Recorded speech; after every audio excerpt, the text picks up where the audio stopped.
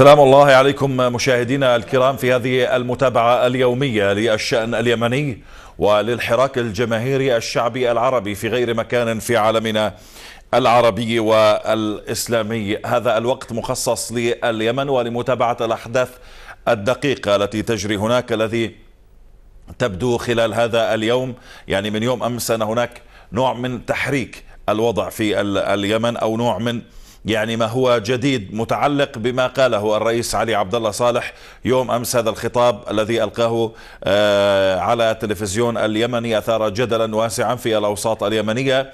فبينما قال علي عبد الله صالح أنه سيترك السلطة خلال أيام قليلة، شككت المعارضة من مثل هذا الإعلان واعتبرتها فرقعة إعلامية. مصادر مقربة من الرئيس قالت أنه لم يقل ذلك صراحة، ولم يقل أنه سيترك السلطة.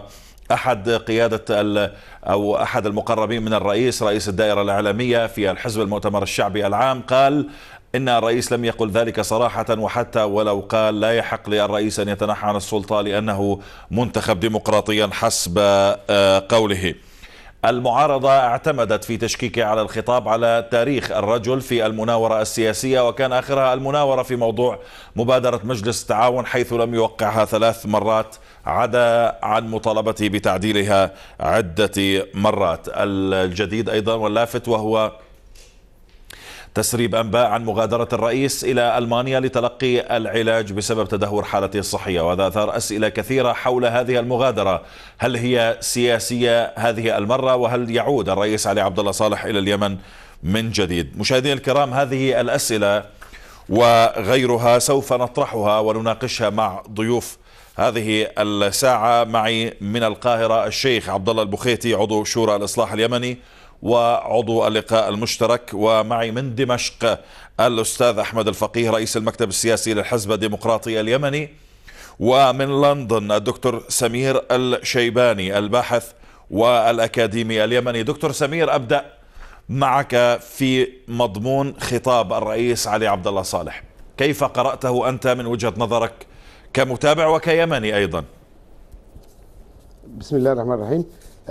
في الحقيقة خطاب علي عبد الله صالح أمس كان بكل المعايير صراخ في الهواء، فرقعة، ضجيج ليس له أي قيمة واقعية على الأرض. أتصور أن علي عبد الله صالح تعمد الظهور أمس ليطرح هذه المسألة، مسألة التنحي في خلال أيام قليلة. الهدف الأساسي من الخروج على الإعلام وطرح هذا الموضوع هو التغطية على احتفالات الشعب اليمني والأمة العربية بنيل السيدة توكل كرمان جائزة نوبل للسلام.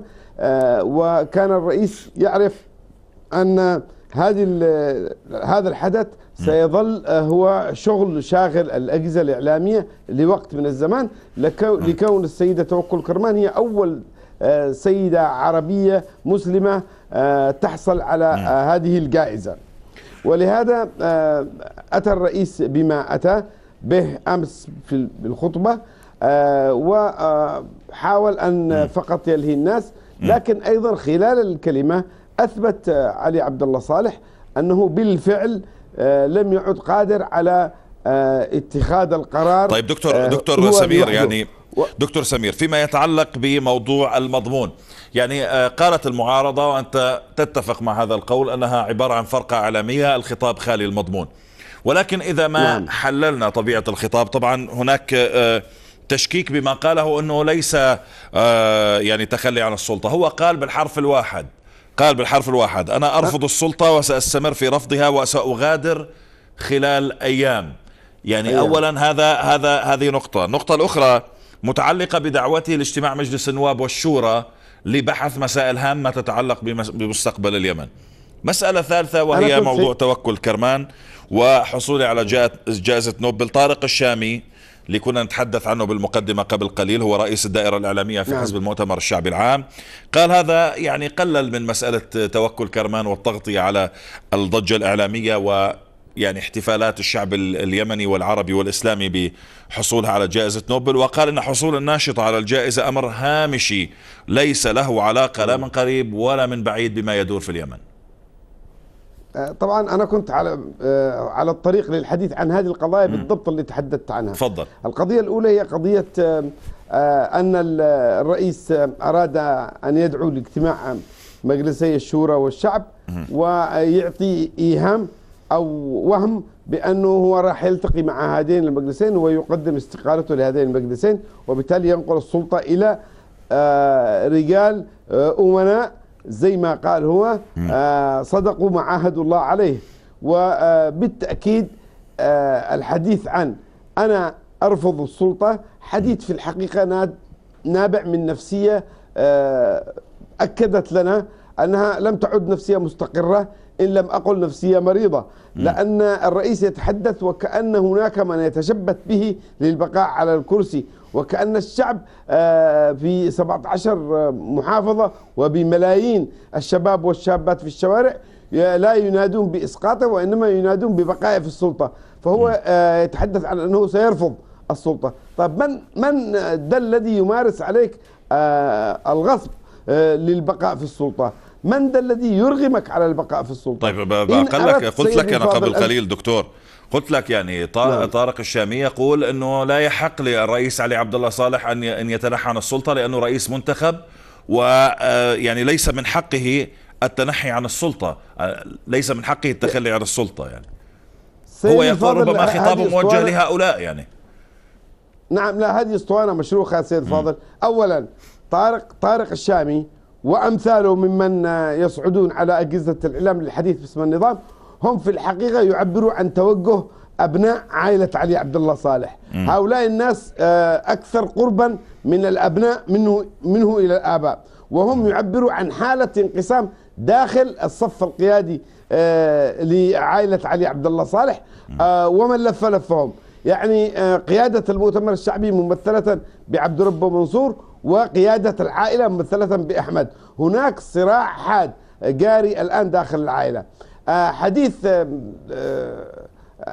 سواء طارق الشامي أو ياسر اليماني أو أحمد الصوفي، هذا الطريق الذي يتصور الناس، هذا الحديث الذي يتصور أنه يعني البعض أنه ذكي ومتحذلق، لكنه هو ليس إلا تعبير عن حالة التخبط في النظام، وحتى أجهزة إعلام النظام لم تعد قادرة على ملاحقة الأمر وعلى اكتشاف حقيقة ما يجري، لأن القرار يأتي من مكان لا يعلموا هم أنفسهم من أين. طيب تسمحنا دكتور حديث الشامي.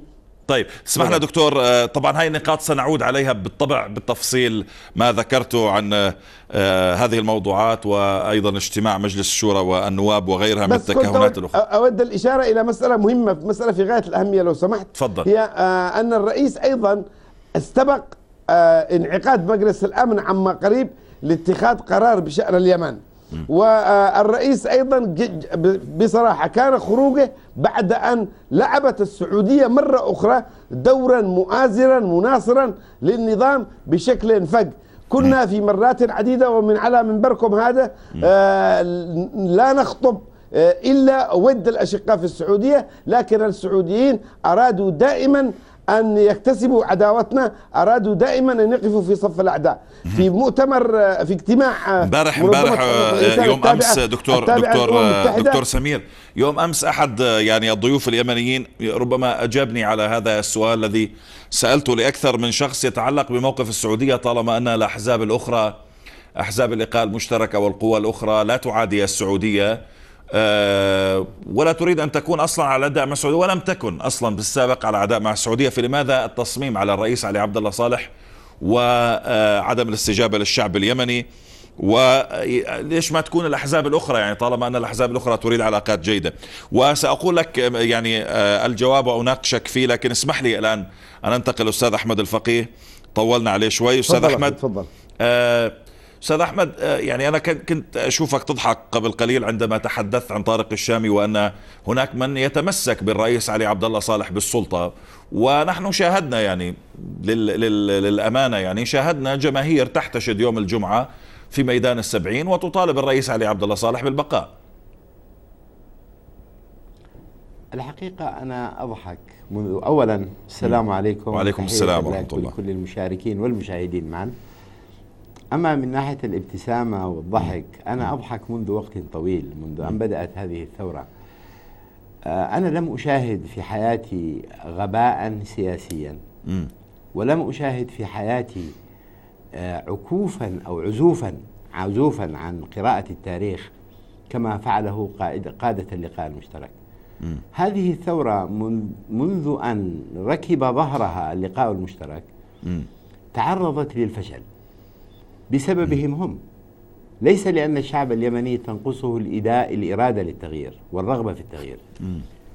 يا سيدي، منذ الغزو الحبشي لليمن لم يحدث أن حكمت قبيلة رئيسية اليمن، لم يحدث أن تسنم شيخ قبلي المنصب الأعلى في الدولة في اليمن. قصارى ما كانت تصل إليه القبيلة هي أن تلعب دور صانع الملوك، تساند هذا أو تساند ذاك، ولكن أن تتولى هي مقاليد الأمور هذا كان دائما من المستحيلات. والسبب هو الصراع القبلي المزمن والمستجري في اليمن. الشيخ عبد الله بن حسين الأحمر الراحل أو رحمه الله كان يدرك هذه الحقيقة جيدا، مع أنه كانت قد أتيحت له فرص كثيرة وخاصة في ظل الهيمنة السعودية للوصول إلى المنصب الأول في اليمن، ولكنه كان يعلم أنه من خرط القتاد أن يصل شيخ قبلي في قبيلة الرئيسية إلى حكم اليمن، لأن القبائل الأخرى ستعاديه مباشرة. قبيلة بكيل أكبر من قبيلة حاشد بكثير، هي مفرقة وليست موحدة خلف زعيم واحد كما كانت حاشد في عهد الشيخ عبد الله بن حسين الأحمر. هذه القبيلة رغم تفرقها إلا أنها ستجتمع دائما، تجتمع لمعارضة حاشد. وبمجرد أن تصدر أبناء الشيخ الأحمر هذه الثورة عبر لجنة الحوار كان على رأسها حميد الأحمر والتضامن الوطني على رأسه حسين الأحمر، استعديت قبيلة بكيل ووضعت خارج ساحة الثورة مباشرة، وهي أكبر من قبيلة حاشد.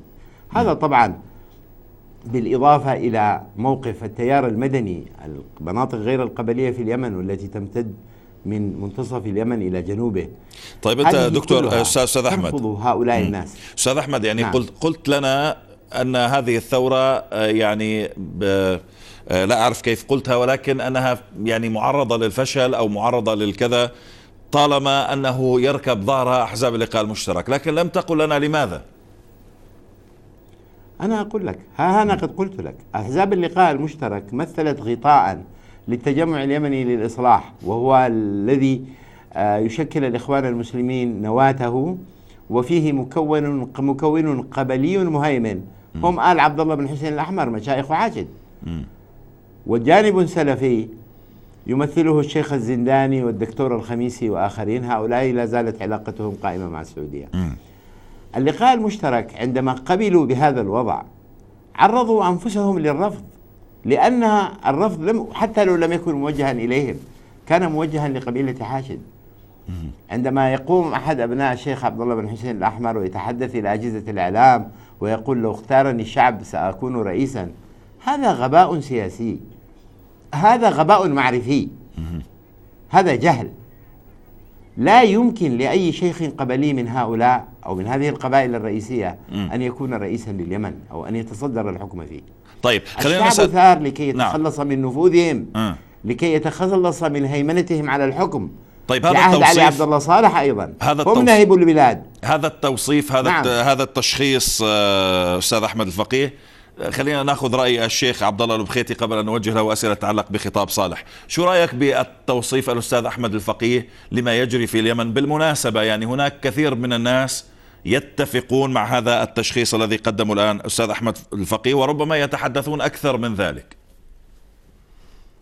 طبعا في البداية السلام عليكم. وعليكم السلام ورحمة الله. حياتي لك ولكل المشاركين معك والمشاهدين أيضا. طبعا أنا كنت أود أن أعرج بالإجابة على الأخ أحمد حتى ولو سألتني سؤال آخر.